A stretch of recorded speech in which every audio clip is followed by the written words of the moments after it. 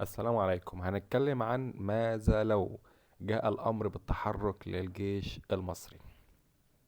بص يا سيدي، انت عندك كده فرقة اسمها الفرقة الرابعة المدرعة. الفرقة ديت من ضمن لها مهام كتير قوي، ولكن من ضمن المهام بتاعتها اللي هي القتال خارج حدود الدولة. وبالمناسبة الوجهة بتاعتها اللي هو الشمال الشرقي اللي هم ما يتسموش. وبالمناسبة كمان الفرقة دي لما تيجي تعمل اصطفاف أو تفتيش حرب، اللي ما يتسموش برضه بيبقوا عاملين حالة استعداد قصوى، لأن هي أصلا مخصصة للمكان ده.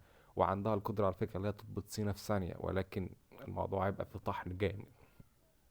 مش بس كده، والفرقة دي كمان كانت اللي راحت حرب عاصفة الصحراء في الكويت، حرب تحرير الكويت. تمام.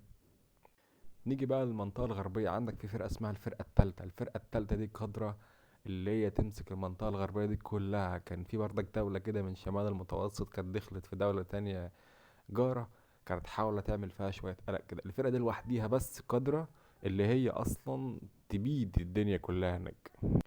ده غير عندك قوات الصاعقة وقوات المظلات، ودي كلها مصنفة. ده غير فرقة 3 9 اللي هي قتال ما وراء خطوط العدو، وديت مصنفة من أقوى 10 فرق قتالية على مستوى العالم. وعندك الفرقة 3 7 مكافحة إرهاب دولي، مصنفة نفس الكلام. ده غير بقى قواتك البحرية اللي هي أصلا مصنفة من أقوى 10 قوات بحرية على مستوى العالم، والأولى في أفريقيا والعرب والشرق الأوسط.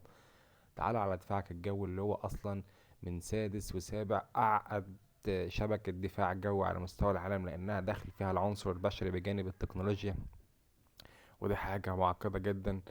عندك كمان قواتك البرية اللي هي برضو من أقوى قوات البرية الموجودة على مستوى العالم، وطبعا رقم واحد في أفريقيا شرق أوسط عرب.